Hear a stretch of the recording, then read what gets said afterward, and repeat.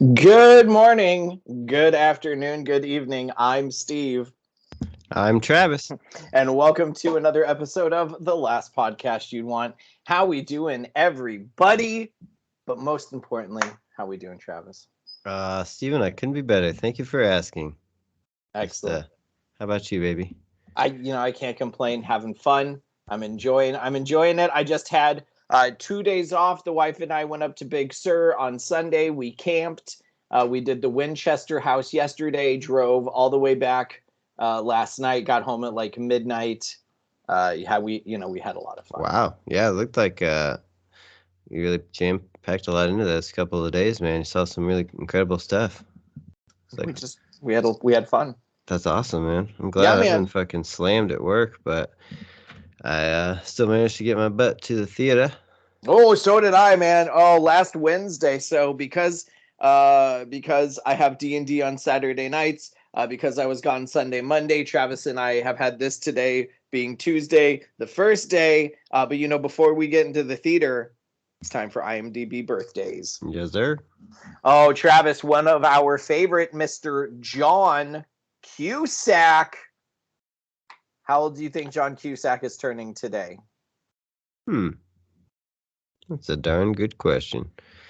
I'm going to go ahead and I'm going to say 53. So close, 56. All right. Good start. Strong response. We are going to go ahead and say next, Mr. Bruce Davidson, who you're going to primarily know as the senator who gets turned into Gooey Glob in the original X-Men. He also played John Lithgow's role on the TV show of Harry and the Hendersons.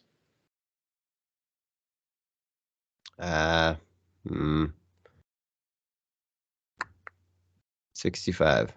76. Way off. Damn. Mary Stuart Masterson. Mary Stuart Masterson. Yes, sir. I don't know if I know this name, Steven. You really stumped me here. Let's hit you with some Mary Stuart Masterson hits. She was in the classic Benny and June. She was in Some Kind of Wonderful, Fried Green Tomatoes, the 1975 Stepford Wives. She most recently was on the TV show Blind Spot, the TV series For Life, NCIS, Mercy. She does a lot of TV. Damn. Okay. 63. 56. Damn it. 56. Let's see who else we got on the line. How about Mike White? Mike White, writer and I believe director of School of Rock. Yes. And star. He also stars in it. Yes, he plays the roommate.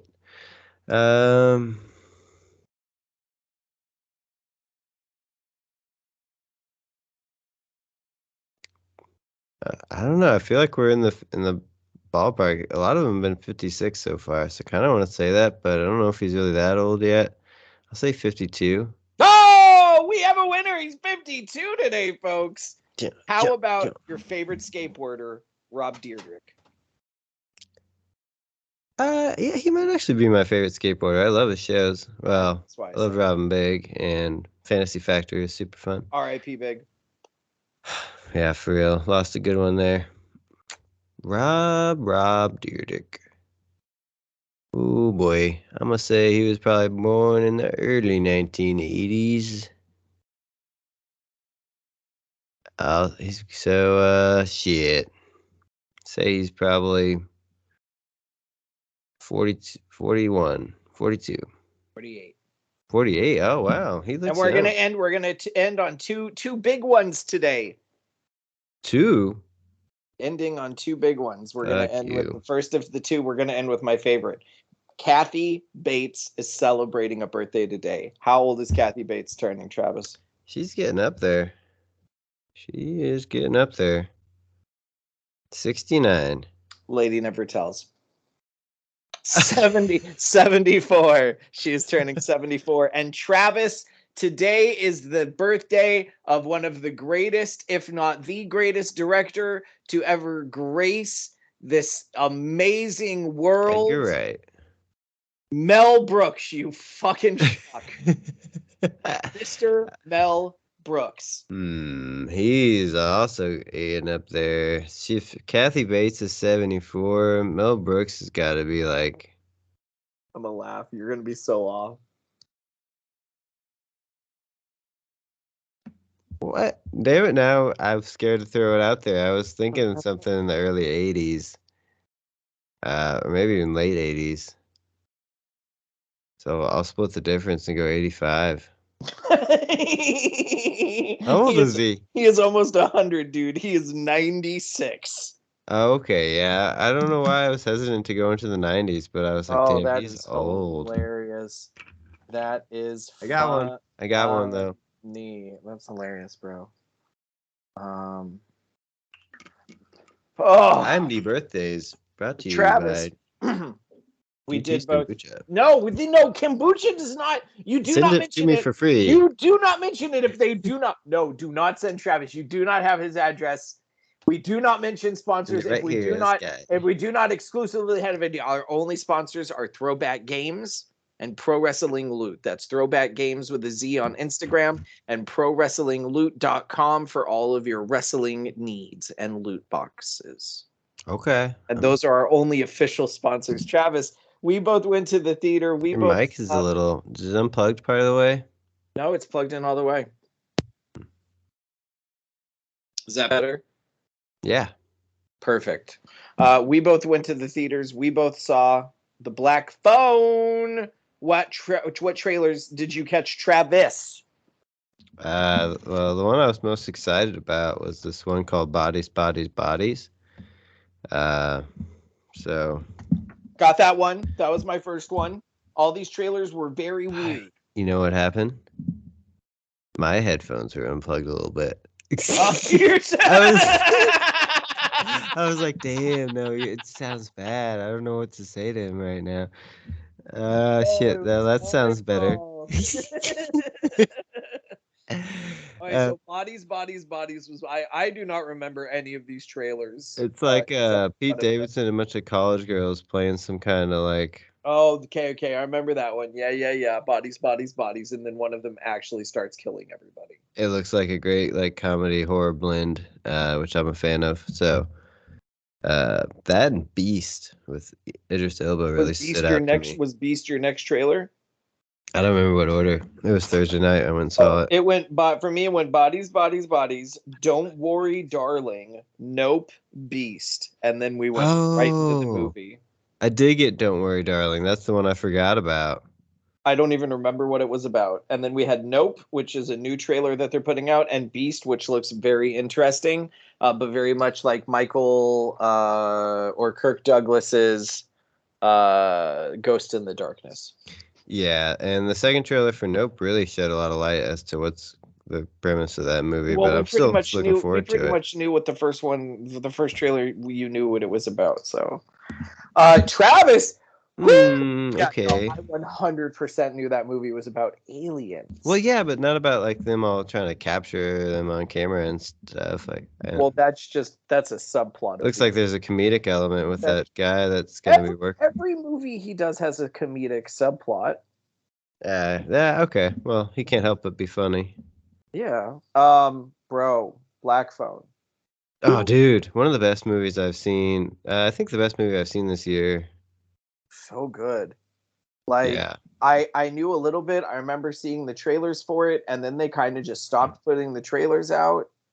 And yeah, no, it's weird. I saw one for it like last summer, and I was like hyped a year for ago. it. And then the release date, when you look online too, says that it came out last year. February.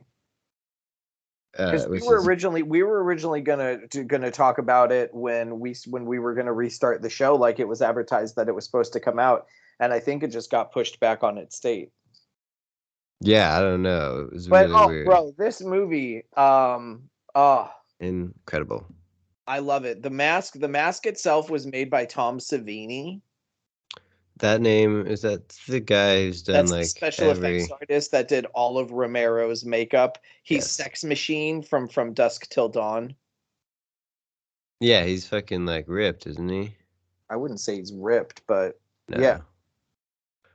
Yeah, no, he's got like some serious whore credentials. Yeah, no wonder. I didn't know that he made that. That's fucking awesome. And I love the way that it changed in pieces and And the how way. it would show bits of his face, but not the whole thing. Yeah, oh, Oh, dude, and it it's so all creepy. It's so good. I went and saw it on Wednesday night last week. So a week exclusive sneak preview. it really was. And when I bought the tickets, the theater was pretty empty. And when I went to go see it, theater was pretty much sold out. That's incredible. Yeah, it did 3 million pre-revenue or like preview revenue on the from its Wednesday Thursday showings, which is really good for that type of movie. So could end up doing very well at the box office. I actually forgot to check in and see how well it did on the weekend. When it was all said and done, the top six in the box office, Travis, you had Doctor Strange in the Multiverse of Madness dropping all the way to number six, making 1.8 million. I think this is primarily due to the fact that it is now available for streaming on Oh, Disney Plus. absolutely. Yeah, you'd have to be a goofball to go Uh, unless you just don't want to have Disney Plus. Lightyear dropped all the way to five with 18 million. Black That's still Phone respectable though. Black Phone came in at number four with 24 million. Very nice opening. Jurassic World Dominion drops to number three from number two last week at 27 million. Top Gun Maverick falls from number one to number two with 30 million. And coming in at number one with 31 million, Luz Berman's Elvis. Oh, right. Yeah, that's the one I don't really want to go see. So Fucking, I mean, I do and I don't. I do not really want to see Elvis. I'll see Elvis once it comes out on streaming. That's when the wife wants to watch it, so I will happily watch it with her when it comes out. So But yeah, Black Phone, if I may go into it without spoiling anything, was just incredibly well done. I was really excited when it started. I saw one of the producer credits as a guy who runs a podcast called Junk Food Cinema, which I've been listening to recently. They kind of do deep dives on one movie per episode. And he's actually a screenwriter who wrote Doctor Strange, I believe, and has done some other stuff in the Marvel Universe. And I was like, oh, well, that's crazy. Why is he a producer? And the very next one was screenplay by Scott Derrickson, who's the director of it, and C. Robert Cargill. And I was like, oh, wow, that's cool. I'm really excited. I want to see how this goes. And I haven't seen such I know it's based off a Joe Hill novel, which is Stephen King's son, but just a really it's like really so well cool, done, so well grounded with its like base level of fear and eerie, just creepiness. and its And that, originality.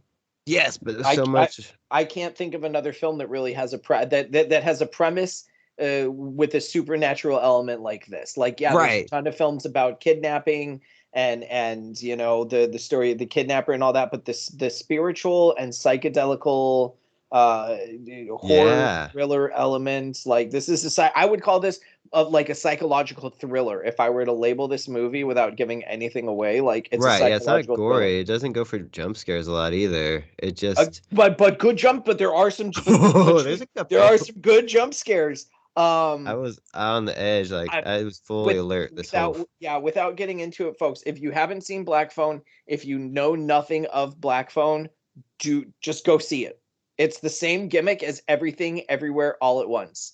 I can't tell you anything about it without giving things away. And Mhm. this is a film that you should jump on and see right away in the theater. Travis, you still haven't seen Everything Everywhere I All at know. Once. I'm going to Don't rent give it soon that now. look. But one, yeah, I love how it's just that dash added into it. Didn't blow it out or make it feel ridiculous or anything. Just that dash is supernatural to really make it cool, like badass And and scary. the little things they throw into it, it's just so good. And I haven't been satisfied with the ending of a movie like that in a while. It's like those can be hard to tie up, but I did like the way they did it. That's all I'll say is that it left me excited to talk about it with somebody. So I'm really glad. I want to go into more detail, but I won't. But We can if we get been done in time with recording. But yeah, Travis, what did we, Steven dude? I have one thing to say to you. Kenobi Vader. Oh my god. I loved and like I want more. But at the same time, I'm like, okay, so folks, we are about to talk about the season finale of Obi-Wan, of Kenobi. Yeah. If you have not watched it, we are What are about you to go into doing? details. How did he not kill him? He could. I mean, I get it. I understand. He doesn't. Obviously, he couldn't because of the. Oh my God, for him to just walk away. Like, I loved the fight. I loved everything that came with it. Like, it was so good, but like. I think he feels sorry for him, and he gets a little soft spot once he remembers that he's Anakin underneath there. But even then, though, he's But then he says, because you didn't kill Anakin. I did, which makes sense. The only reason, I guarantee right now, the only reason they threw this line into the entire series is because in A New Hope, he tells Luke, that is the man that killed your father. Oh, right. And everyone has always been like, but he is his father. That line right there,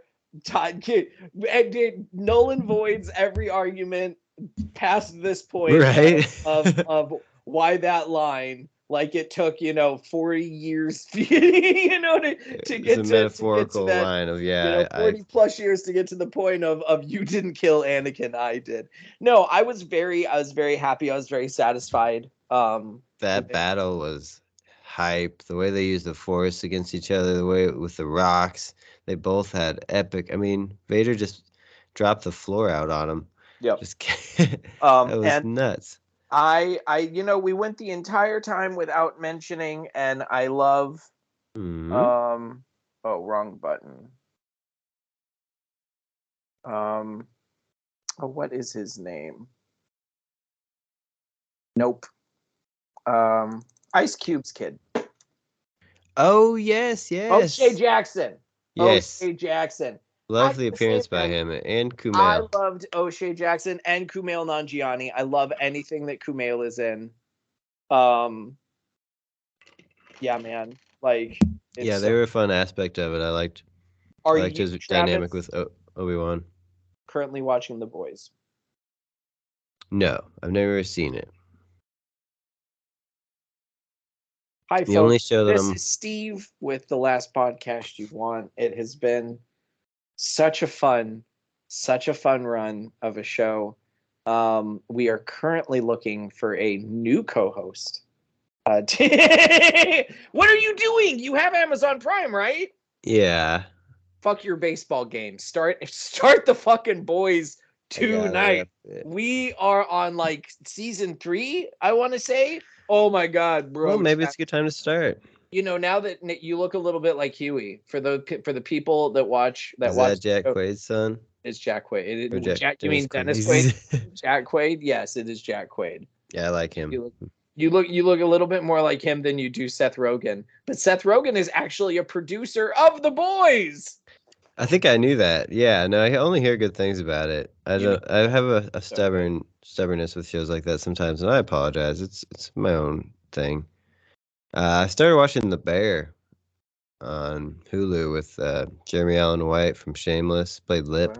Okay. It's him running a kitchen after his brother passed away, and he's like a really high class, like crazy fancy kitchen head chef that moves back to run this little tiny Philly restaurant. I don't know. It's really good. It's supposed to be a comedy.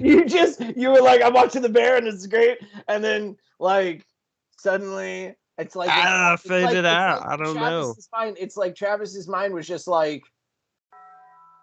I've only gotten the first 2 episodes, so I don't want to like give away too much. But the place isn't doing well. I cannot believe that you haven't even watched. Around. I can't even believe you have watched The Boys. All right. I know. I'm the worst. That was yours, not mine. Travis, is there anything else that you particularly want to get into? Because next week in the theater, we only have 1 movie that I have seen a trailer for, but we have 5 movies coming out. Oh, really now? Yeah, we July 1st, because we are basically at the end of June. Mm-hmm. We are getting there. Minions, Rise of Gru. We got Mr. Malcolm's List. We got Rocketry, The Nombi Effect. We got Attack on Finland, which was apparently made in 2021. And Most Guys Are Losers, which was made in 2020. Interesting. And those are all coming out nationwide theater full, like. Yeah, those. I mean, that's what IMDb lists. They redid their upcoming release page. It's really weird, and I do not like it because it normally gives you like a poster and it'll give you a little description, but instead it literally just has the links just to the movies. Interesting. Okay. Well, but yeah, I'm catching up on Better Call Saul. Master Chef Junior just ended. Currently watching Master Chef. Is there anything else that you're watching that you want to give a shout out to? No, not particularly. Wesley's been talking about this Netflix show with William Shatner, some unexplained kind of crazy shit. I'm not totally into that, but it did sound kind of funny, especially William Shatner being the one to narrate all of it. So I don't know, I might check that out. But yeah, just watching The Bear, and I guess I've been watching a lot of baseball lately. I'm gonna go see some in person, right? Soon. I've been playing some PGA 2021 like tours thing. Nice. Gotta admit, my handicap's 11.3. That's pretty plus 11.3. Well, you say you can beat me, so what we'll do is on record with everybody in the world listening, with the dozens around the world that are watching. You and I were gonna hop on that PS4. Played pretty well this weekend, buddy. And we're gonna do some share play. We're gonna do some share play and see if. Oh yeah. Yeah, that's right. You forgot about the share play. Steve didn't forget about the share play. Steve never forgets. Do you want to play a little bidding war before we go? Nah, I gotta get to bed again. What? All right. Well, Travis, what do you want to leave the listeners with before we take on off?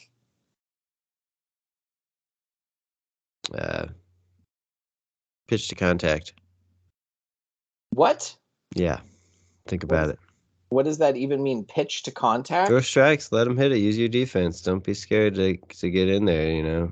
Don't walk about it. Just get in there and throw some strikes. Pitch to contact. All right, ladies and gentlemen. Trust your defense. Thank you for coming on this continuous journey, week after week. Travis just trying to bring it into the sports element. That is Travis. I am Steve. We love each and every one of you. Please make sure if you're listening to this on the earbuds, you go and check out the YouTube page. It's the same shit you just heard. But it's something else to watch for, less than 30 minutes. So until next time, this is Steve for Travis. Tip the veal, try the staff, and we will see you then.